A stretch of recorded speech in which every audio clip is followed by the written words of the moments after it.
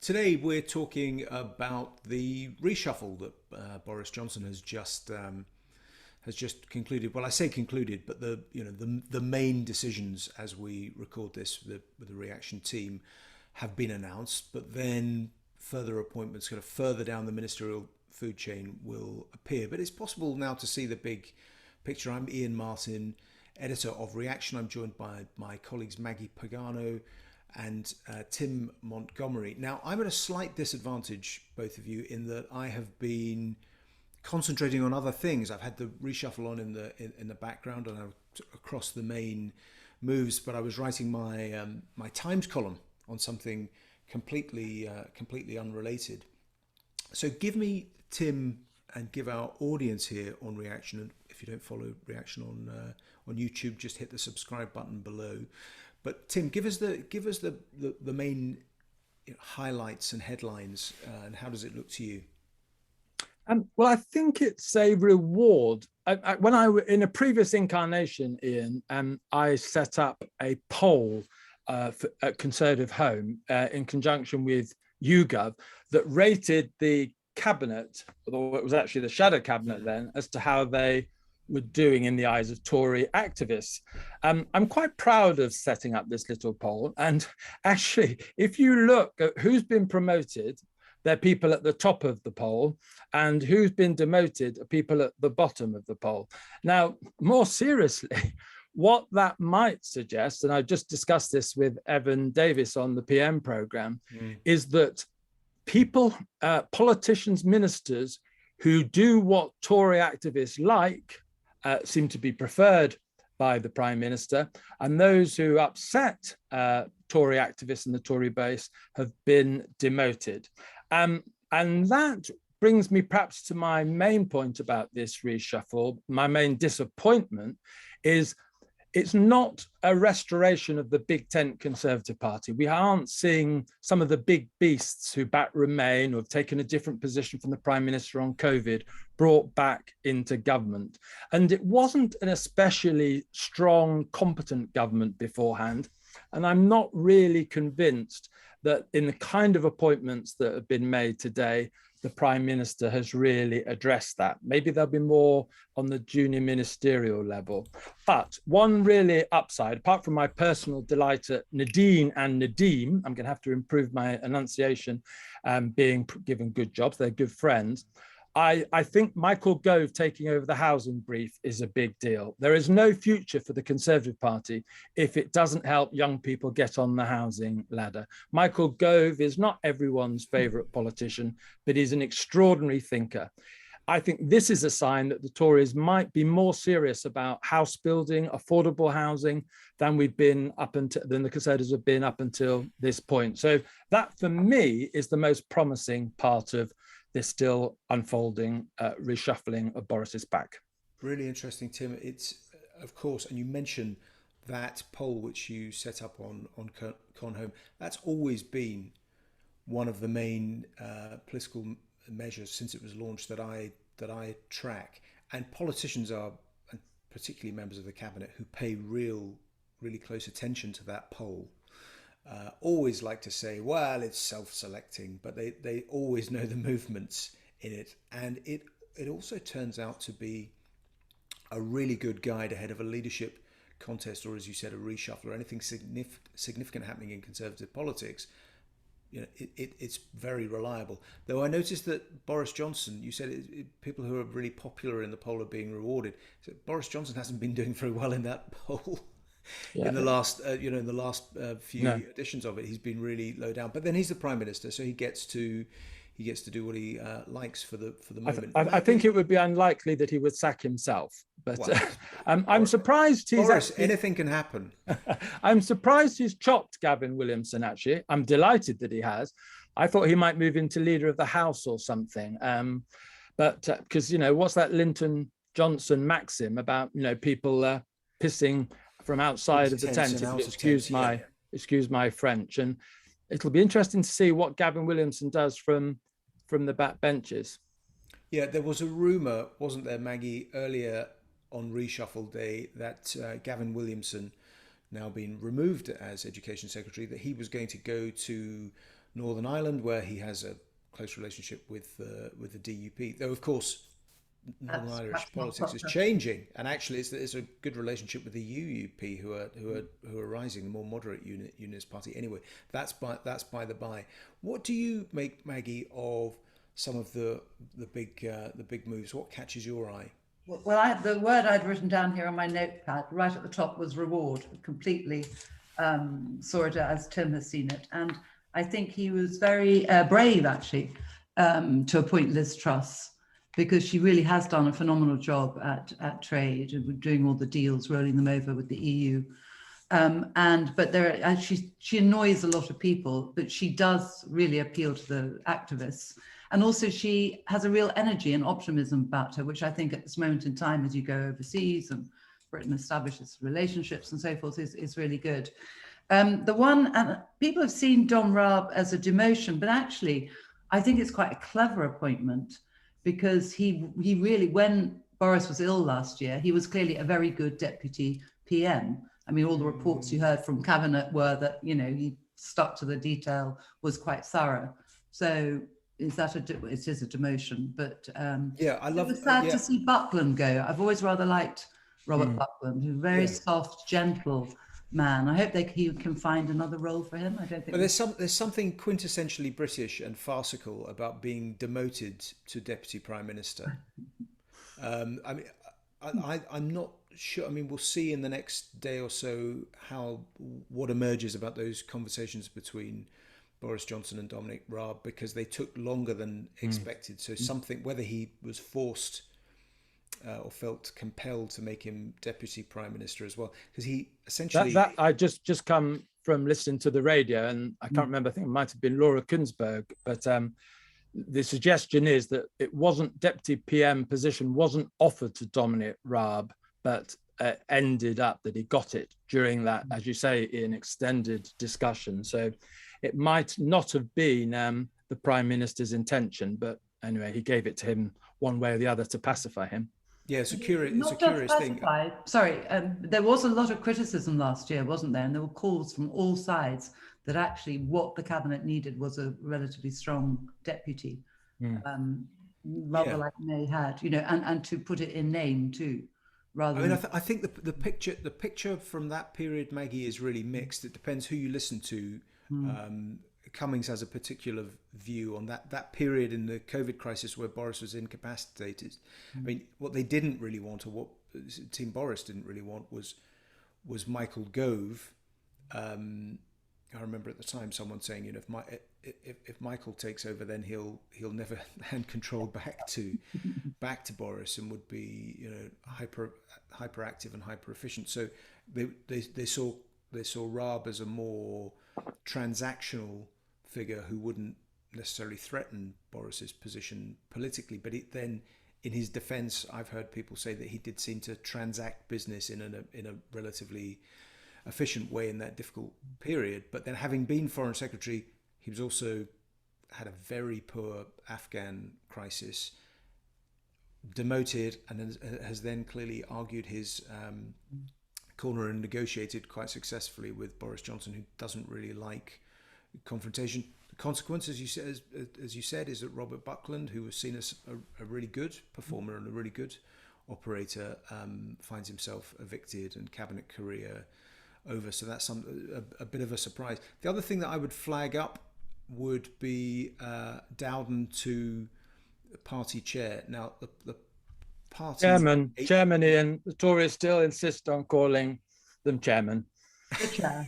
So the party chairman, even Saeed Abbasi, Amanda Milling, has been, or co-chair, has gone, and it's that's a really interesting move, which reflects the reality that they're clearly very stung by the reporting about what's going on at CCHQ, and the way in which the previous setup with a co-party chair, Ben Elliott and Amanda Milling, not a political big hitter, meant that there wasn't a proper balance. That person, as Tory donors have been saying, the people who pay for Tory HQ, been saying that person has to be a politician.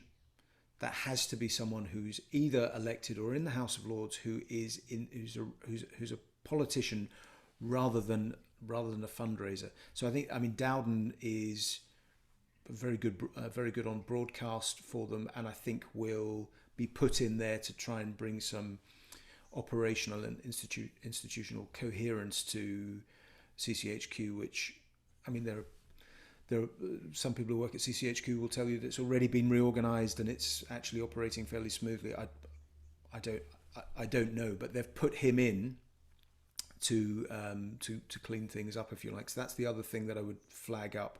Just going down the list, obviously. Can I disagree with a couple of things that Maggie said?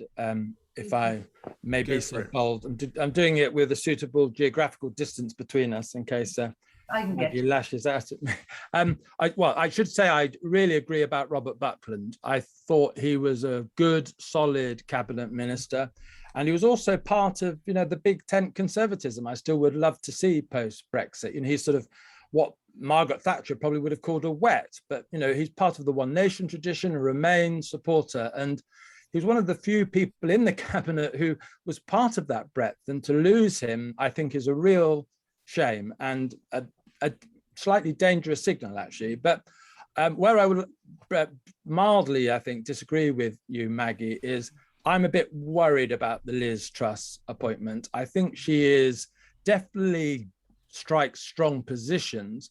Her reputation, though, across lots of Whitehall is that she doesn't really get into the detail on stuff. And I don't actually think the Australia trade deal was that good. And I don't think she was particularly brilliant chief secretary when she worked with Philip Hammond. And I worry a little bit about that. And if you tie that with Priti Patel being kept in place, it does suggest that two of the great offices of state are really held by people that Boris wants there for political communication reasons rather than anything else.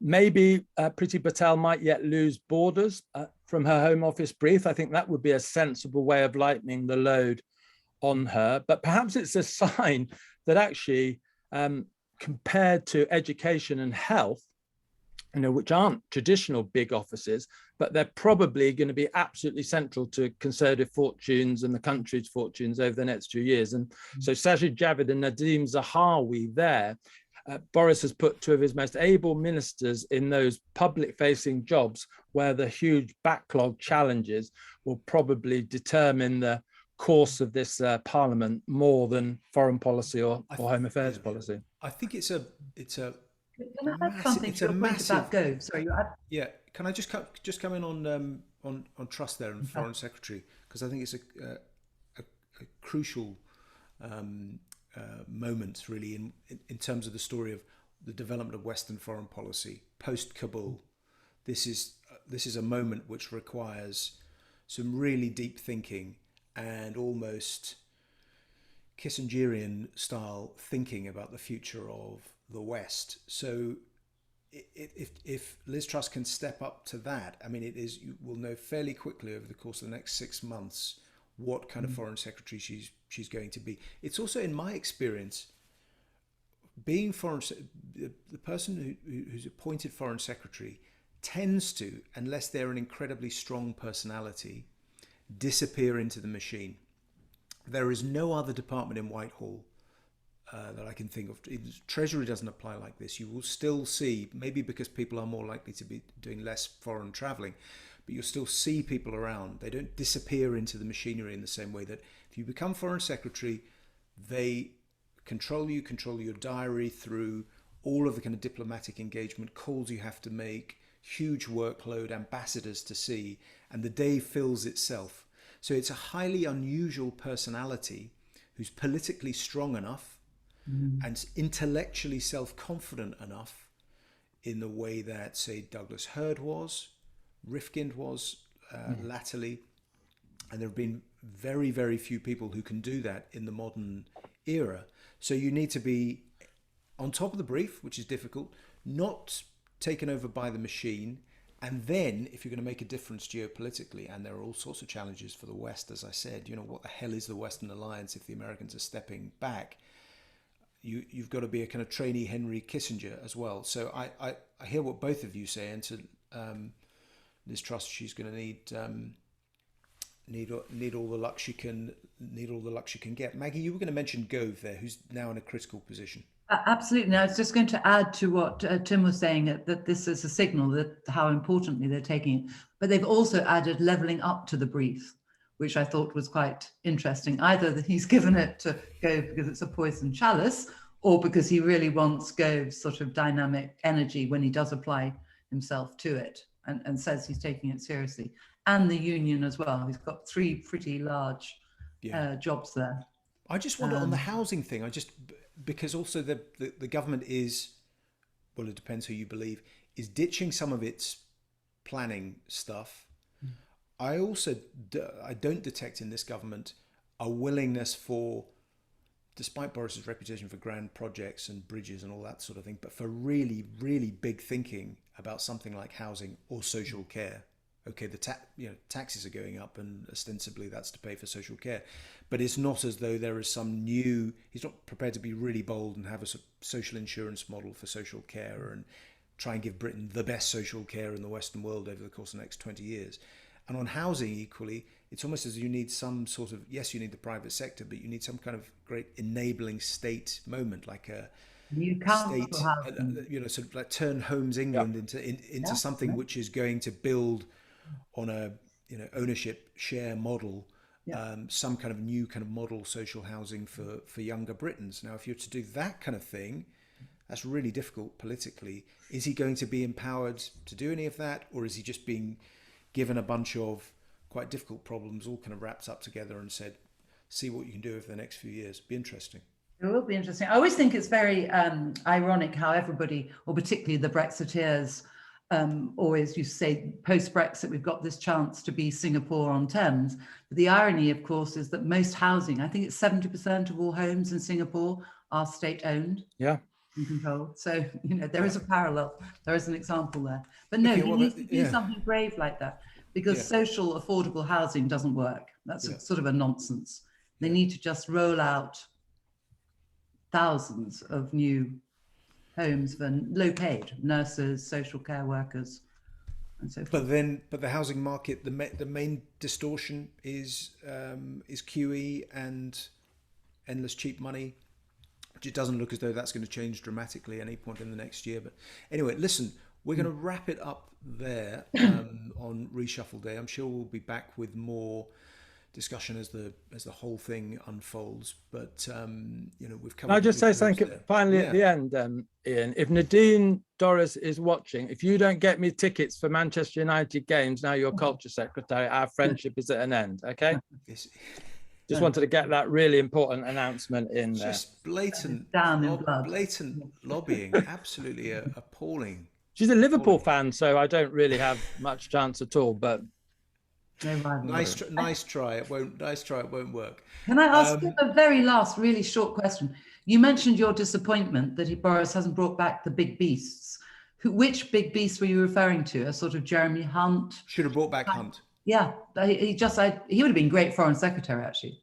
Well, definitely Jeremy Hunt, and I would have brought Tom Tugendhat in as well. Yes. Tom Tugendhat is a star, in my opinion. He made criticisms of Boris when he was foreign secretary that were perfectly legitimate.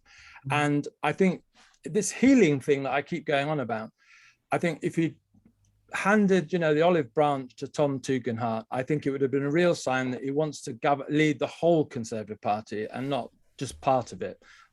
So, yeah, that's a disappointment. It's back to my favourite pet theme that Boris is, which Andrew Gimson first came up with, which is that Boris is, you have to think of him essentially as a pre-Christian figure, as a Roman emperor. He doesn't believe in healing, he believes in power.